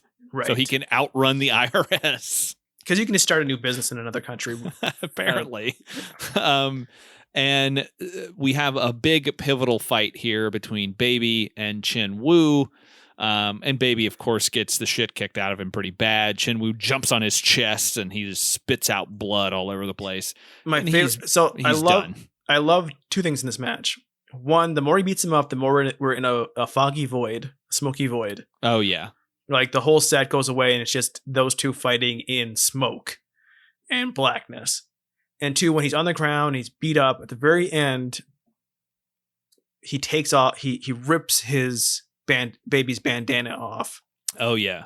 And because we're in this weird echoey chamber, so everything's kind of slow motion and echoey, he takes it off and Baby goes, huh, when the bandana is taken off, which is, he clearly doesn't move his head or really touch him when he does it. Just takes it up and he goes, huh, and he goes, it just echoes off. I'm like, why would he make that noise for that? So here's what really confused me.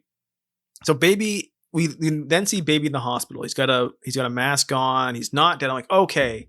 They didn't want to kill off Babies. They had him beaten to the point where he's in the hospital. Yeah. But they showed him in the hospital, so he was not killed by Chin Woo in the battle. He still dies. Yeah, he still just dies. He's like hurt so bad that there's nothing they can do, and he's just dead. Yeah, like just like later during the final battle, they just cut to him in the hospital and they're putting a sheet over his face. Yeah, his thing, his little heart monitor goes to a straight line, and he's done for. Like Kwon doesn't come and kill him or anyone else. He just eventually dies later. It's a choice. Yeah, Jake is like, no, he'll be fine, and he leaves the hospital and is immediately arrested because the police believe that he killed the old man in the hat, and he ends up going to jail. And Kwong, who is also still at the hospital, we see him. Now, if we weren't sure at this point that he was the killer, the movie just basically tells us he takes a mango and he injects it with something. I don't know what he injects it with, but at first I thought it was a potato, and then I thought he was putting insulin in a potato. I'm like, that's a diabetic potato.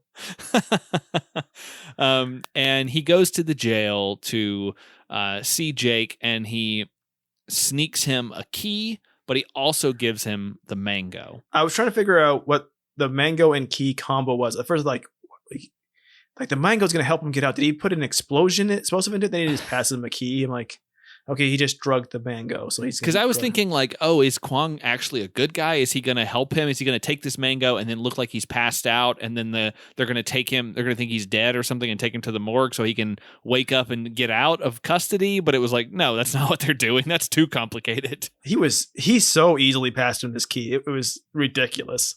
Yeah, he just starts a little conversation, turns his back to them, and passes it behind his back. Yeah, and when they come to, he tells him that they're going to come take him out for arraignment or whatever at 4 p.m. on the dot. I don't know how he knows this, but when the guard comes in later, Jake has already let himself out of the cell, which I guess that key he gave him was for the cell. And the guy comes in to let him out, and he finds Jake gone, but Jake is just hiding behind the door, and he kicks him in the face and knocks him out and escapes. So does Jake go to jail after this? I mean, because he did escape police custody. Yes, he was wrongly arrested, but the guy who did also assault a police officer and escape custody. And the person who actually did kill the guy who they think he killed is now dead by his hand. Killed by his hand. So there's literally no evidence that he didn't kill him, and he did kill somebody else. And you can't say martial arts revenge as a excuse. Yeah, I guess they just kind of gloss over that because once the final battle is over, the credits roll, so we're not concerned with that. Right. But this guy would spend the rest of his life in a Filipino prison. We do get to see him like reach back, like stop, reach, go back to the cell and grab the mango because he just thinks they're neat.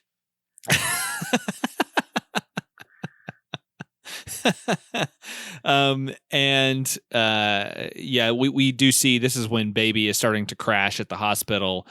Jake makes it to the tournament. Kwong pointedly asks him if he ate the mango yet.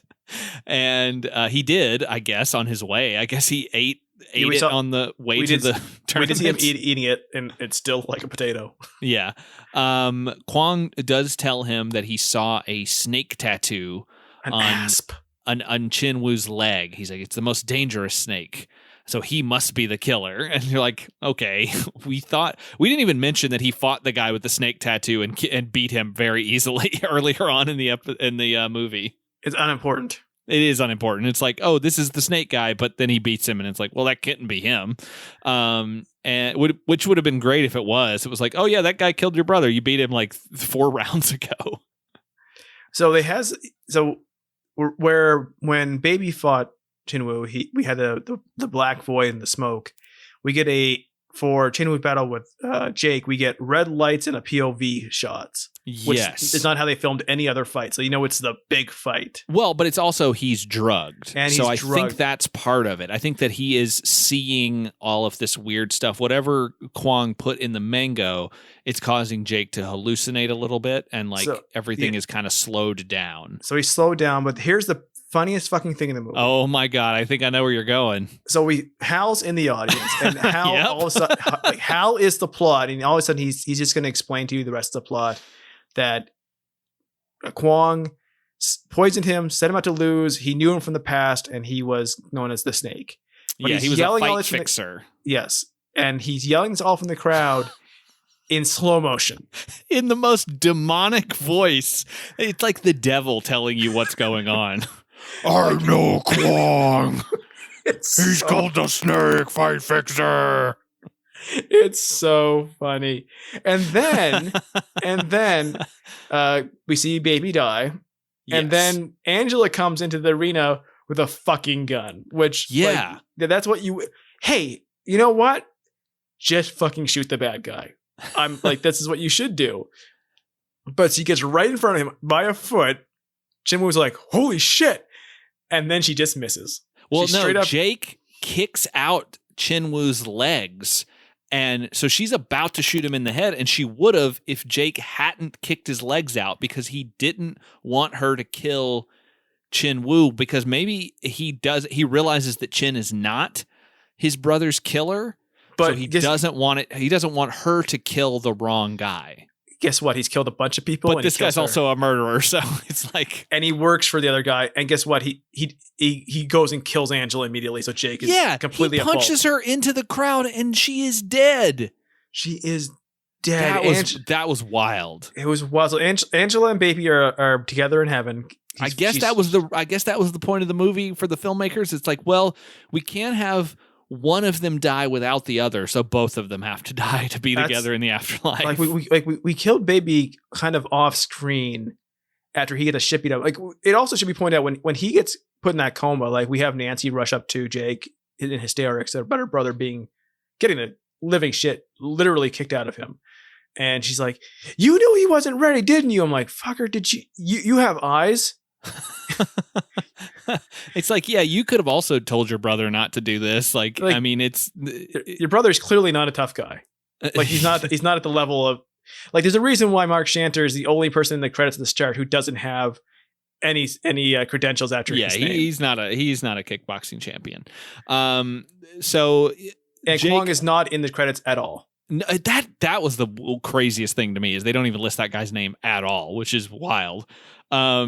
Jake ends up getting the upper hand. He beats Chin. He breaks his arm, I think, on the rail of these stairs leading up to the ring, and then tears out his earring, which was really gruesome. Really gruesome. I rewound it 3 times. I mean, that's how you win. That's how you.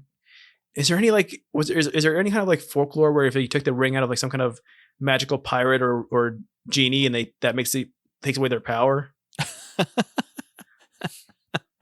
Oh man, if only. He finally realizes what's going on. He goes after Kwong. It starts raining. Oh, final wet battle. Yeah, we have to have this great final battle in the rain, and they reveal all the things that we've already said, which was Kwong was the brother of the fighter at the beginning who got killed, and he wants vengeance, and he had bet on Mike to take a fall, and he didn't. He had also bet $7 million against Jake in the fight against Chen Wu, so he's out some money there too. And they have a pretty good fight in the rain. It's kind of dark, so it kind of hides maybe the Kwong is not the best fighter either, but it hides it well enough, and it looks cool. And then again, they end up in the same alley where Mike was killed, and we finally get that fence post delivery where Kwong is impaled on the fence post, and he says, "I taught you well," or something like that, and then he dies. Oh, he just got fenced. There's nothing else to do about it. I mean, like it's a good final fight, and again, we already talked about it, but just them bringing back that fence post death is so good. It's so good, and like I said, you save it for the main villain's death.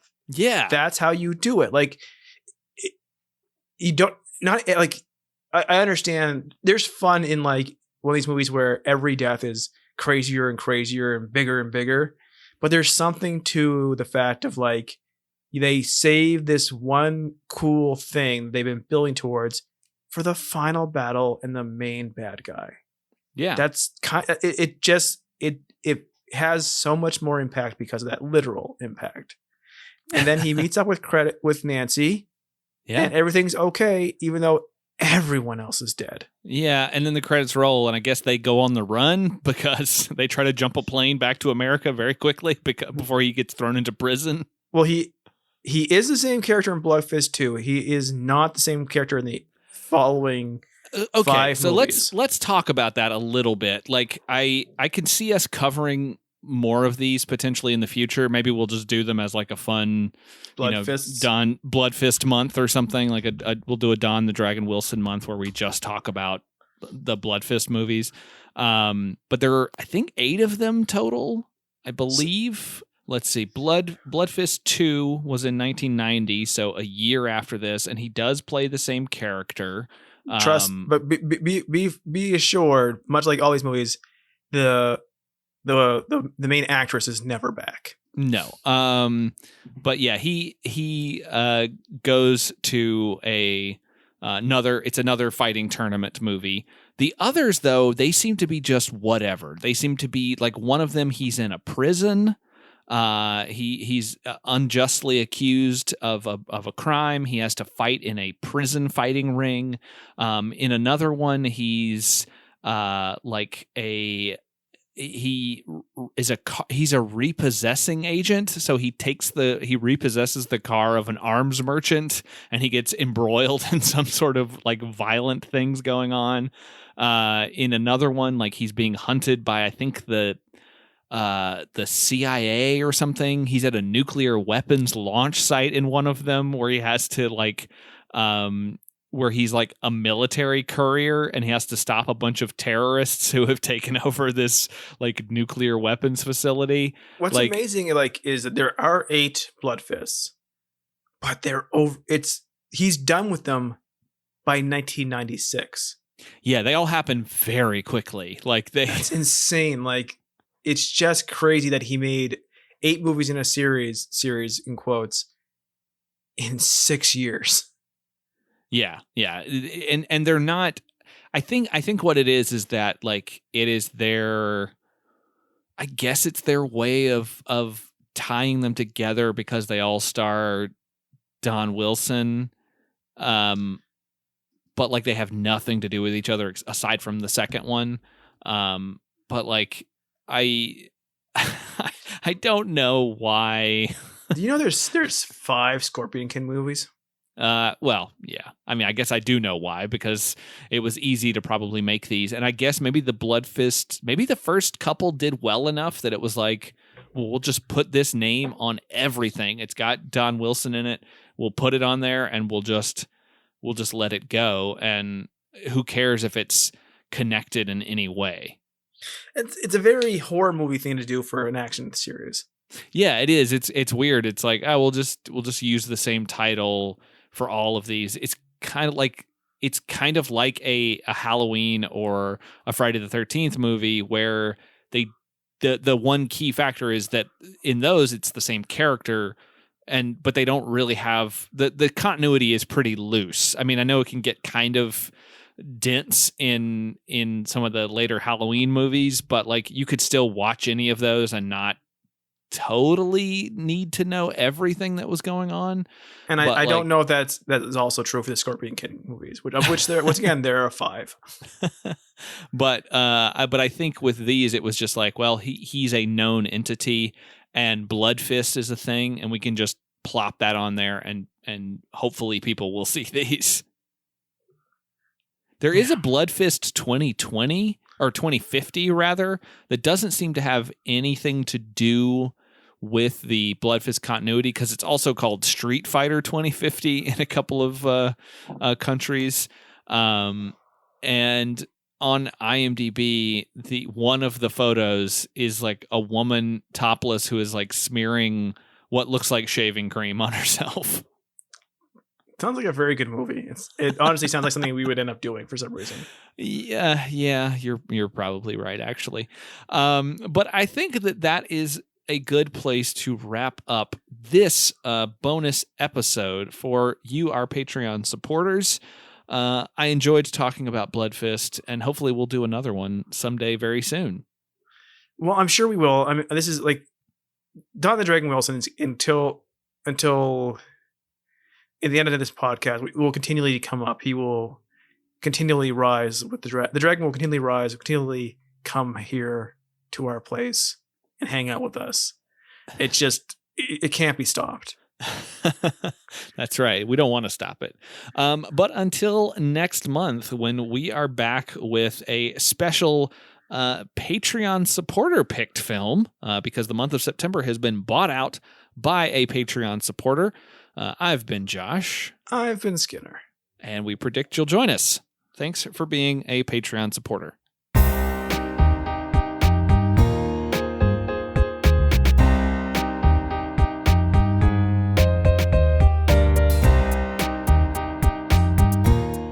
Five Scorpion King movies. We're not going to cover any of them, ever. No one's going to ever pay us to do that. It's not going to happen. Well, you fucked us now by saying that. It's not happening.